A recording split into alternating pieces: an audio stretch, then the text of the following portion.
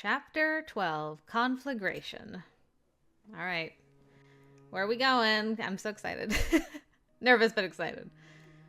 It was probably early morning by the time we reached our destination. Maybe just starting to get light inside the domes. But we had long since left behind the simulated cycle of light and dark, now existing in that rosy glow that fell somewhere in between. Twilight, if you will. The sun had been just above the horizon when we left the tunnels. It hung there still when the sudden quietness of the car jolted me awake.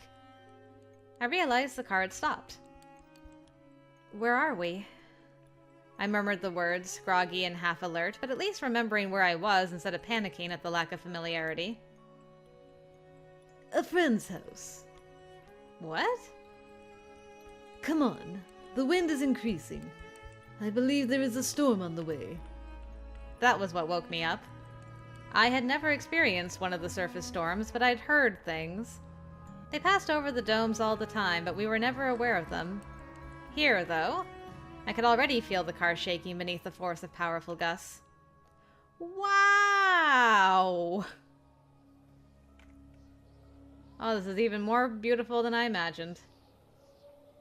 A twilight waste. Incredible. But that didn't change that the environment was beautiful and enormous. The sky, the real sky, arched high overhead, and the sun lingered on the horizon, locked in place by whatever artificial force had stilled the planet's rotation. The night it would have dragged with it on any other world would never come. The wind, in particular, was new.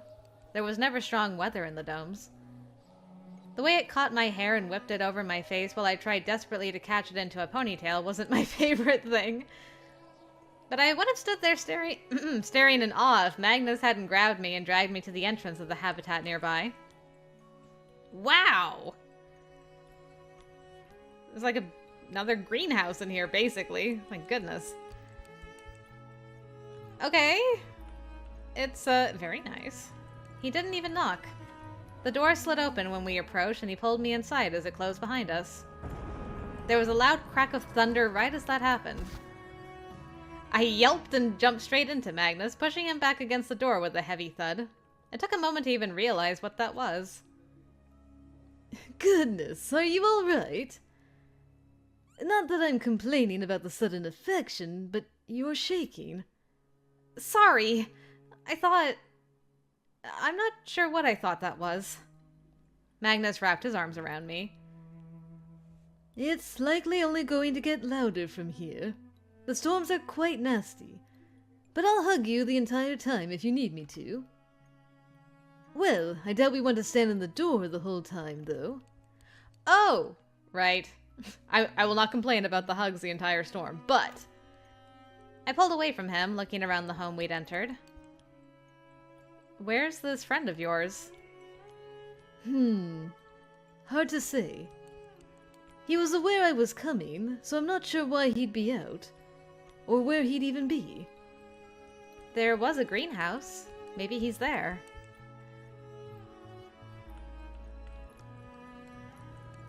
I just had a thought. I just had an interesting thought. So, this is a friend of Magnus's, right? We've established that. He hasn't told us who it is yet. But the fact that there's all these plants around, and there's also a dedicated greenhouse. Do you think this is Deimos? Do you think we're at Deimos's house? And Magnus, because he's a king? Would Magnus even remember him? If the AI hadn't given him any memories? I'm just like, what if we're at Deimos's house, you know, aka Lance? And that's who we're meeting right now? That would be so cool, because I'm like, he grew things. He took care of the garden at the Fianchetto mansion. So, maybe? This is my theory for now. But surely he would have seen us arrive. That's strange. How do you even know someone out here anyway? A friend, no less. Who is this person? Well, I have only ever had 2 people I would have called extremely close friends.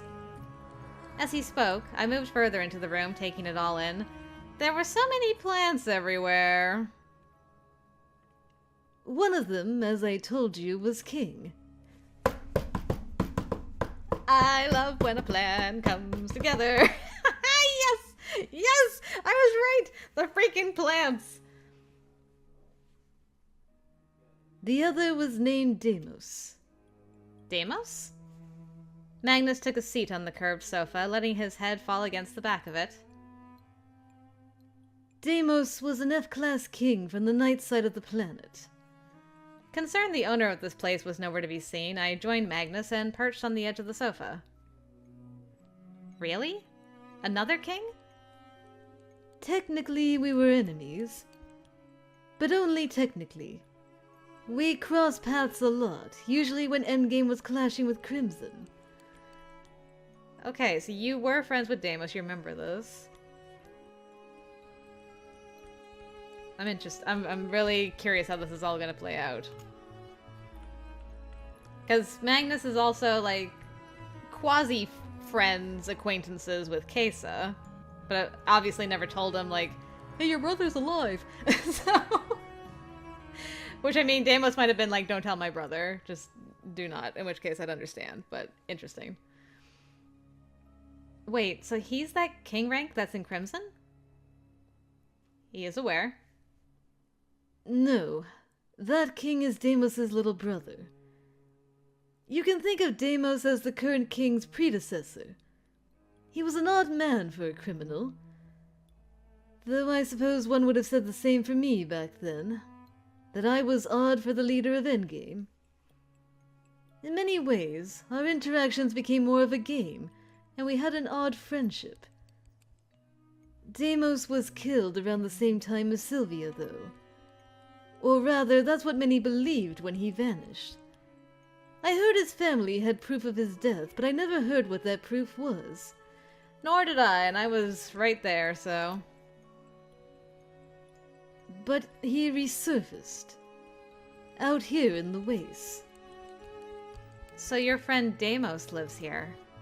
Because if there were only 2 people Magnus called friend, and one of those was king... Magnus draped an arm over his eyes, seeming exhausted. Yes.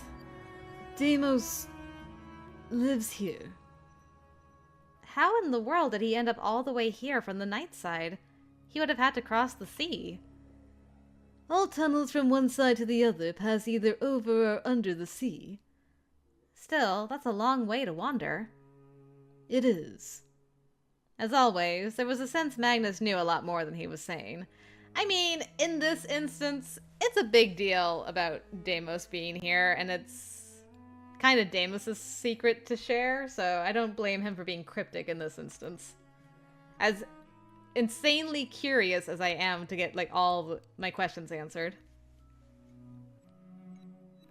Anyway, now and then, late at night, that guy and I still talk. I always struggled to connect with people who knew me before. The Magnus they cared for doesn't exist anymore, so I'm never quite certain how to interact. But Deimos isn't like that. He's also changed, I guess. He went through a lot. I'm glad you've had someone to talk to sometimes. Well, I'm glad that number has increased to include you. His expression went sad again. Well, that got a lot darker outside. Another crack of thunder sounded, rippling through the walls. I wrapped my arms around myself, feeling awkward as I sat back on the sofa and pulled my knees up. Storms were not as romantic as they were made out to be. Don't worry, we'll be safe in here. The storms sound intimidating, but it'll be all right. You sound like you've experienced them before. I've been here before, in the wastes. Once. How? I thought the council always kept you locked up in that tower. They weren't always that protective of me. I went out a few times when I was younger. Their hold on me grew stronger as the years went by. until I was kept locked up at Corsolaris all the time, like a princess in a tower, someone to be guarded and protected. That day I sneaked out to meet you. Well, I guess I was just curious about this new queen I couldn't detect. I had no idea the person I was meeting would turn out to be you. I thought you were just the weirdest man. I couldn't work out why you seemed so familiar. I guess I'd just seen your image somewhere before. Perhaps it was some sort of fated meeting. Obviously. If it wasn't, it wouldn't have happened. That's such an unromantic way to look at it. Magnus? I wanted to know about Lethe and everything else, but I wasn't sure now was a good time with the mood so strange. It might be best to let him bring it up on his own. I mean, yes, of course, I would love to know, but Magnus does work in Magnus's own time. And we always go affectionate, so... Yeah, tell me about the storm. Was it more romantic than this one? Will you tell me about the storm you witnessed before? At the last minute, I just couldn't say it. I would ask, but just... not yet. For now, I would let that topic rest. Oh? Curious? Or scared? Also, I have a question. What happened to your glasses? Do you, like, not need them? Or did you forget them when we ran for our lives? Like, what happened? Did they get lost in teleportation land? I can't remember. Curious. About you more than the storm. I just want to know about your experiences. I know you don't remember many of them. He was up now and roaming around the place, opening cabinets. Do you think Deimos is going to be okay with you poking in his kitchen? I'm sure he won't mind. I was just looking for tea. Where would he even get tea out here? He grows it. Probably. Well, the Nomos come by sometimes. He can trade with them. Besides, he's something of a botanist? A horticulturist? He grows things. He might grow his own tea. I knew it. That greenhouse was awfully small. I mean, you're growing tea for one person. How big of a greenhouse do you need? I watched him poke through the kitchen, wondering if I really should ask about Lethe instead. But for now, I wasn't sure I wanted to take things that direction. In any case, we'd have time to talk about it later. And any other plans he might have. So, you came out to the waste before, I trailed off, realizing I stumbled right into the topic I'd been planning to avoid for now. Before Veronica wiped my memories. I've noticed you're not calling her Lethe anymore. True. Well, that's her code name. Did you know it was a river in the underworld of an Earth mythos? The souls of the dead drink from it to forget their earthly lives. I did know that.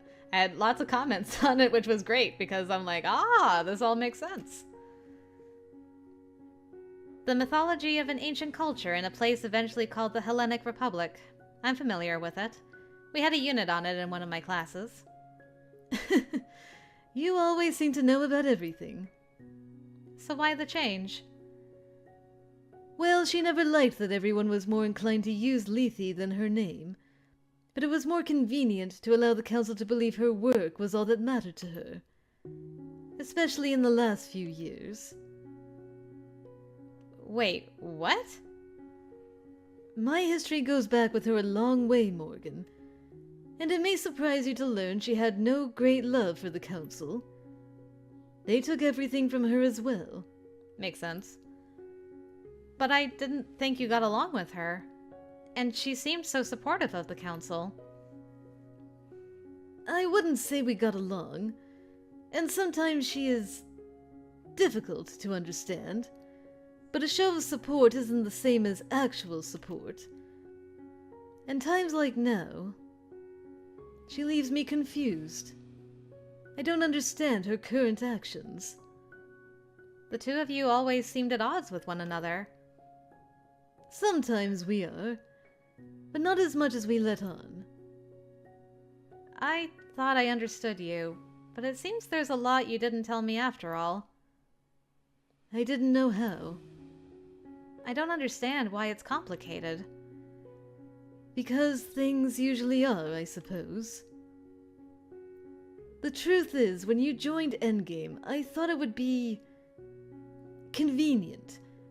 That maybe I could use you to make a difference. To finally force things to change. Use me? The same way I use everyone else. Just a means to an end. That was how I saw you at first. Lethe saw you that way as well. That's why she worked to ensure you and the Council would be at odds from the start. It was a plan I supported too. Ah, I see. Okay, up to what point was this support? Did it include the assault in my room? What? But from the moment you arrived, I began to have doubts. I realized maybe you and I were a little alike. The more I got to know you, the less easy it was to use you that way. Yet here we are. Some things are difficult to stop once they've been set in motion. And it wasn't like I changed my mind right away. Lethe continued to drive a wedge between you and the Council long after my thinking changed, though. And when they went after you that night, I didn't expect them to do that. No. That is a lie. I expected them to do something like that. And I assumed you'd push back. And that would cause ripples that would allow me to work to overturn them from the shadows. But when I saw you in your flat that day, I realized I couldn't continue. To me, you had already become something more than a pawn. Oh god, not that line of all lines. I'm still not recovered from Wizard Magnus. Did you have to use it like that? Did you have to word it like that? Why do I fall for these guys? Meh. Molly's sad. Molly's sad about her men choices in these games. Because I'm listening to this confession, and I'm like, I mean, it makes sense. I understand, like, logically, with no emotion involved, it makes sense. And this is not the easiest thing to admit to, but he's coming clean with it. Like, he's not trying to sugarcoat it or gaslight her, or, like, he's just stating the facts as sucky as they are, and then he has to go and drop the you became something more than a pawn of all things. I'm deceased. I'm gone. That's it. Alright. But I figured you'd be hurt if you knew how I viewed you. Or what we were planning. I never cared about that with the others, but with you, I cared. A great deal.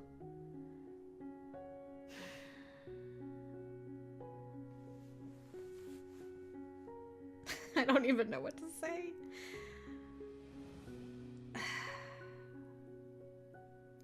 I'm both of these things. Both emotional and flexible.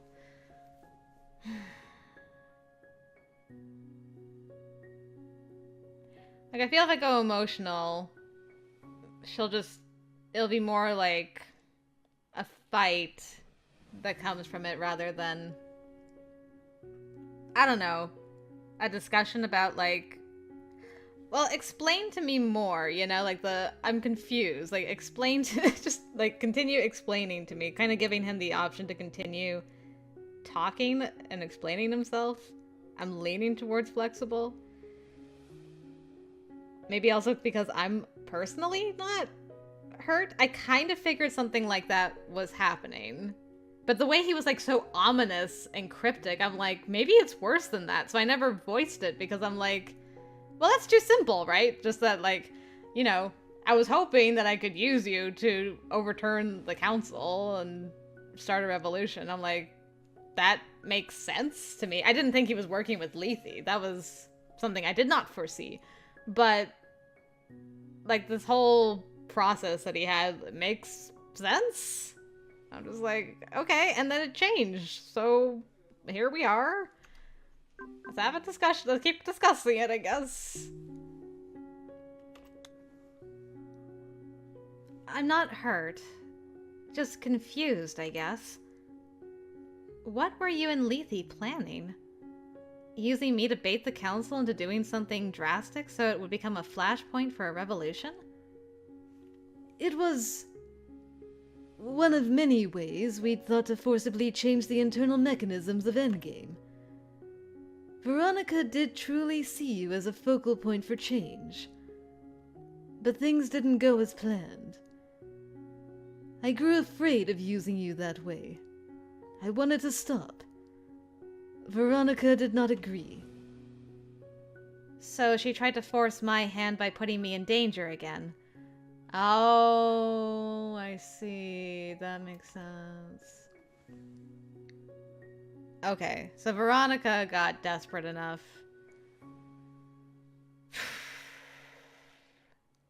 So she's the antagonist, but it's like, I kind of put her in the same box as Brennan. Like, she's an antagonist, but she's doing it for good reasons. And revenge. Revenge is never a great reason, but I mean, she's certainly entitled to some revenge after what happened. The way she was treated. So now I've got to put her in the same box as Brennan. Okay. It seems that way. Or perhaps she was looking beyond that sort of plan all along. I guess that's true. She might have gone beyond what the initial plan was. Maybe she was trying to motivate you, not me. That's what you mean? Perhaps. So what now? Do we just keep running? Is that sustain? Magnus set a finger against my lips.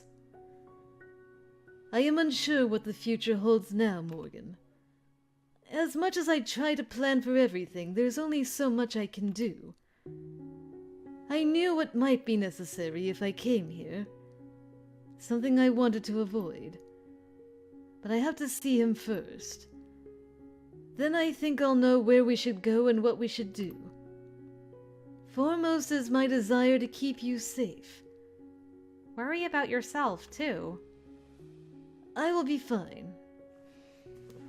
Does your plan involve going to, like, shut down King once and for all? So that way Endgame doesn't need to exist? Because there's no AI to protect? I just want you to know how much you matter to me. How sorry I am for... He stopped, biting his lip as if unable to continue. To admit his part in everything. I hope you realize you matter to me as much as I matter to you. That was true, in spite of everything else. And I can't say anything about who you used to be. I only care about the Magnus I know. What if the man you know is a facade with nothing underneath it? I don't believe that's true. I couldn't say I enjoyed hearing how plainly they intended to manipulate me. But the desperation to free himself from that stranglehold by any means necessary was also something I could sympathize with, and I hadn't been dealing with it for years, nor did I have my brain scrambled. It didn't mean I liked that I was the method, just that I understood it. Yeah, exactly. I hate that it's me, but I understand why they were doing it. It didn't change how much I'd come to care about him either. Are you angry at me? I don't know. Right now, my head is a mess. Same. To think it's come to this. I just wish you had told me all this sooner. Then I could have been a partner rather than a pawn. Yeah, I like that. I suppose I didn't trust you'd choose to be the former at all. And eventually the thought of you abandoning me and escaping alone was terrifying. And I was afraid to tell you the truth. Afraid of what you'd think of me. I won't abandon you. I reached up to brush my fingers across his cheek. He covered my hand with his own, turning his head to kiss my palm. For that, I'm grateful. If anything is holding me aloft right now, it's you. Even if I deserve to drown. You always say things like that. Isn't it true? Even if it was, I wouldn't let you. For a strange moment, as the storm outside swelled, it was just the two of us in the entire world. Broken, frustrated, lost and adrift. Despite everything, I realized if I'd left Cor Solaris alone, I'd probably have been much worse off than I was with him. And if I stayed at the tower, I'd have been as well. This was the path that had made the most sense then, and now. That surety grew within me, spreading as icy warmth that both reassured and frightened me. I wasn't surprised when Magnus leaned and kissed me, his shuddering breath ghosting over my lips a moment before we touched. Are we doing the thing now after all that? I mean, you know what? It's chapter 12. We only have like the climax chapter and then the finishing chapter. So if it ain't happening now, it ain't happening. Just go. Sure. Why not? It might have been a reckless attempt to push the world away for a while. Or perhaps it was just because I hadn't pushed him away or rejected him after he finally unloaded that story to me. I decided we would have to talk about a lot of things later. But for now, I wound my arms around him, letting the kiss sweep me away as well. With only unknowns ahead, I just wanted to live in this moment with him a little longer. Also, I want to apologize to Damas for using your couch? Floor? Countertop? I don't know where we are. Sorry that this is my first time in your house and this is what I'm doing right now. How will I look him in the face in his fruit? Like the first time I came to your house, there was a smoochy smooch with another guy. That's all I'm gonna think about every time I see this background. Oh, that's awkward. Anyway, it was possible he had been expecting me to push him away. There was a brief moment when it felt like the world held its breath, then he leaned in closer, the kiss intensifying. His mouth opened against mine, tongues colliding as his hands clasped the back of my head to pull me against him. His hair, soft and smooth, slipped through my fingers as I clung to him. I felt his teeth on my lower lip, nipping hard enough to elicit a surprised gasp before his lips pressed against mine again. When his mouth abandoned mine to find the tender flesh of my throat, I had a moment of hesitation. My hand settled on his shoulders as I warred with the sensation of him gently sucking at my skin, and the logic saying that this was very, very fast. Girl? Were you there for Jack's root? That was fast. That this wasn't the best time for things to move to the next level. There's never a best time. This face. Magnus sensed the hesitation and pulled away, giving me a questioning look as he peered at me. Ah, is that what that is? The questioning look. I let out a shaky breath. Is this a good time for this? Maybe we should... Magnus leaned in, kissing me again, gently this time. What if this is the only time we have? What if your friend comes home? Then won't he be surprised? He's like, I'm okay with it. Magnus, please. He leaned again, his tongue flickering against the hollow of my throat. I let out a hiss, drawing a sharp breath between my teeth. I wanted this, but the mild worry of this being someone else's sofa was gnawing at me. Same, girl. Same. The That feeling was fading under the tender assault of Magnus's lips against my skin, though. Surprise might be an understatement. Almost of its own accord, my head tipped back. Look at the smug look on his face. Grief. I can't even look at you right now. A hand found its way to the back of his head again as his lips moved over my collarbone. No one can travel in a storm like this. Wherever he is, he'll stay until the storm is done. This is still a little abrupt. Magnus paused then and raised his head. Is there a reason things have to happen slowly? Well, isn't that how you make sure you're... sure? I am quite sure I'm doing what I want to do right now. Are you not? I studied his face in the warm lighting. His cheeks were flushed, lips reddened, hair a little mussed. I had been wanting this for a while, but I'd been afraid, and I still was in a way, though that reluctance was quickly dissolving. I know how I feel, but I'm still uncertain about you. I love you. He leaned in, his lips brushing against mine lightly at first, then with more force. The reason I'm here with you now is because I love you. In this world where they took everything from me, I feel as though I finally have something again. His lips moved to my ear, hot breath raising goosebumps on my flesh. I want you. I haven't wanted anything for myself in so long. I'll suffer the pain of holding back as long as I need to. His lips met the side of my neck. As long as you want me to. There hasn't been a single moment I've ever wanted you to suffer. Then why do I feel like I'm dying when I'm with you?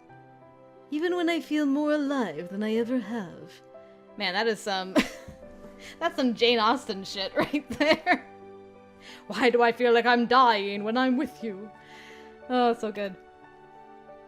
One of his hands slid just under the edge of my shirt. I want you to experience that same strength of emotion for me. Because no one else ever has.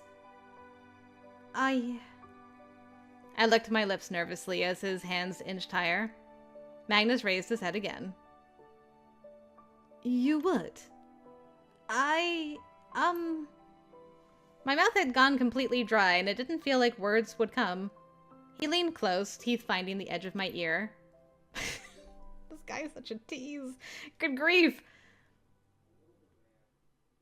Say it. I want to hear it. I want this. I want you. His mouth closed over mine again. And now there wasn't even the slightest hint of hesitance in his touch. All right, she's gone. She's evaporated. That means it's time. Here we go.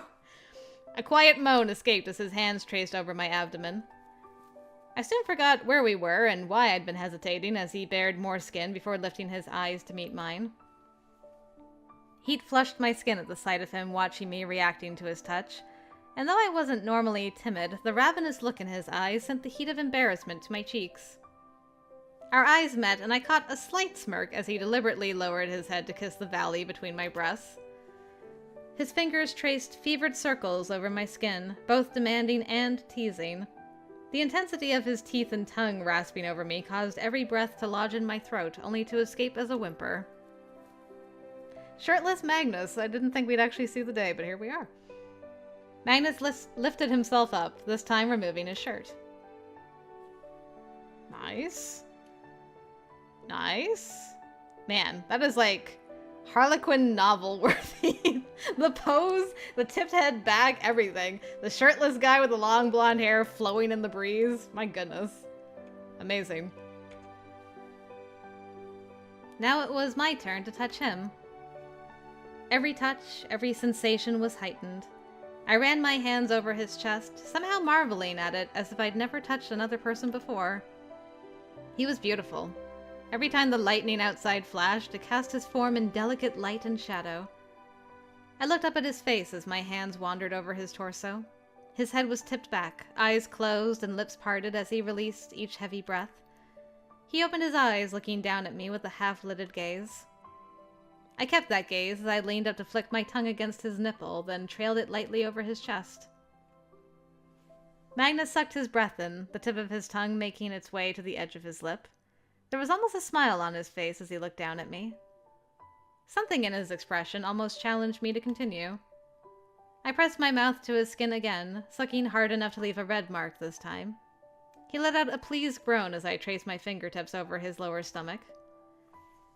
There was a little catch in his breath as I slipped them inside the waist of his slacks, then lightly raked my nails over his skin as I dragged them back up. His hips jerked forward in an almost involuntary response. The reservations I had about doing this in someone else's house faded as he leaned over me, his longer hair falling silkily over one shoulder. I tipped my head up to catch his lips.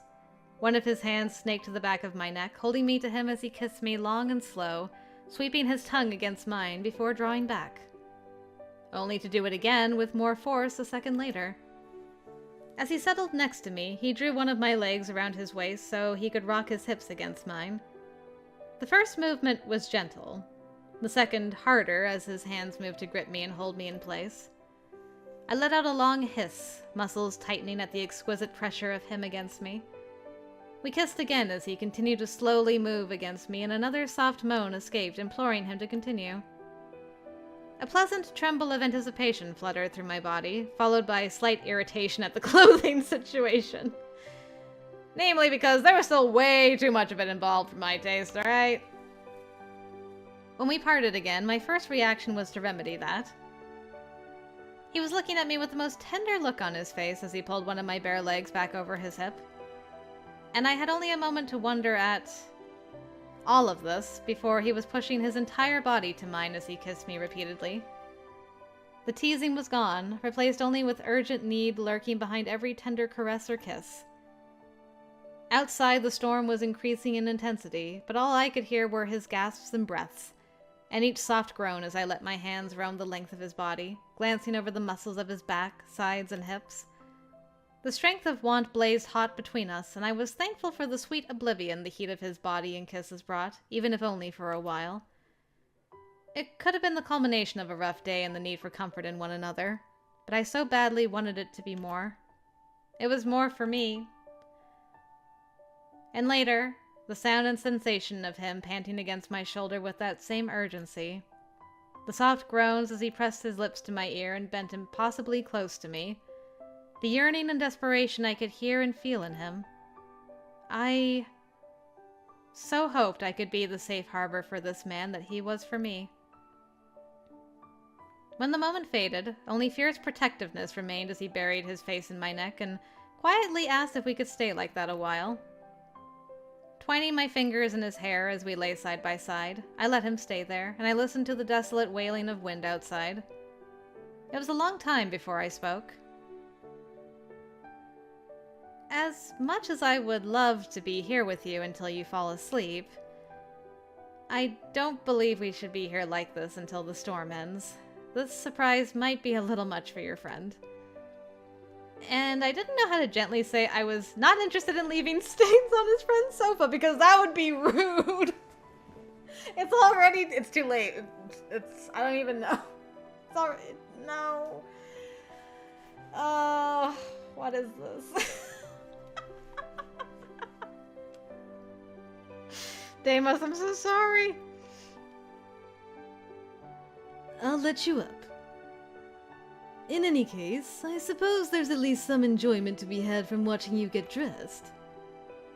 About that. I sat up as he gently moved aside. Do you think he'd mind if I took a shower? Magnus rested his chin on his hand as he watched me fish my shirt off the floor. I highly doubt it. Then I'll do that. Oh, very nice shower.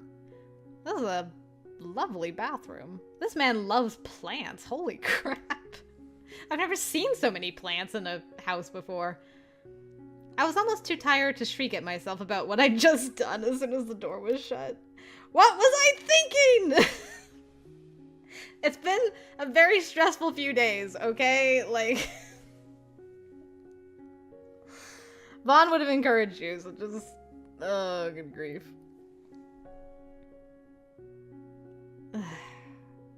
I mean, earlier today I got attacked, I ran away from Endgame, and then I slept with Magnus on some stranger's sofa. I couldn't even say that I'd lost my mind. That was a decision I knowingly made. Even so, I took a deep breath, trying to calm down. I wouldn't regret it. Though it's true, if we hadn't been forced to flee, and if we hadn't come here, it might not have happened. It might not have happened today, but I think it would have happened eventually. Thank you. Girl gets it. Yet. Or maybe it would have. It's possible. I shook off those thoughts and any lingering doubts, quickly washing up and changing back into the same clothes, because there was nothing else. By the time I left the shower, Magnus had snooped enough to find some tea. Nice. He brought me a cup, but held it out of reach long enough to lean in for another slow kiss. Resting his forehead against mine, he let out a soft sigh. I'm sure you're tired. There's a bedroom through there. It might be better to sleep there than here. I don't want to take someone else's bed. He has two. And a sofa. I think it'll be fine. Man, guy's prepared. As I took a sip of the tea, Magnus moved behind me, wrapping his arms around my waist and setting his chin on my shoulder. How strange that such a terrible day also turned out to end in such a lovely way. Are we confident they won't find us here? I don't want to bring trouble to... I've been monitoring them the entire time. They may try to hide it, but they won't be able to. He kissed the side of my neck and gave me a gentle squeeze before releasing me. Don't worry about that and just try to rest. It was strange how different he was now that the wall was down. I hoped this meant it was down for good.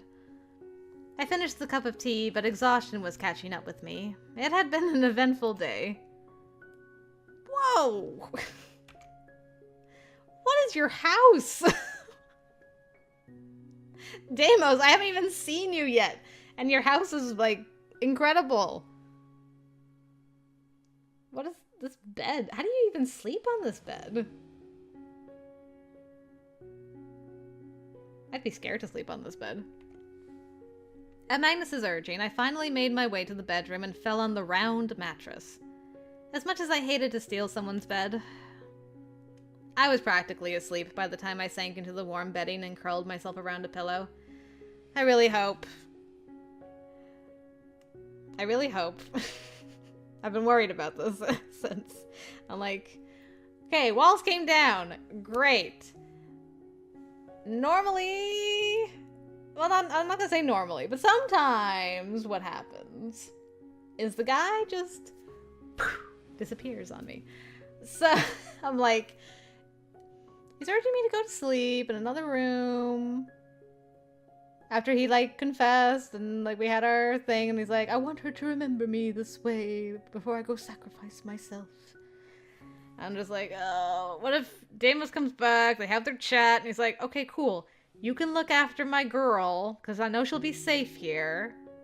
You know, it's the last thing I can do for her before I go off. And then I'm gonna have to go and, like, kick his ass for doing that to me. Oh, please don't do that, Magnus. I'm, like, waiting for it, but also I'm like, please don't do this, Magnus. Let's be partners. Come on, let's be partners. I was practically asleep by the time I sank into the warm bedding and curled myself around a pillow. Oh, okay, Magnus joined me, at least for now. But he better not be gone when I wake up.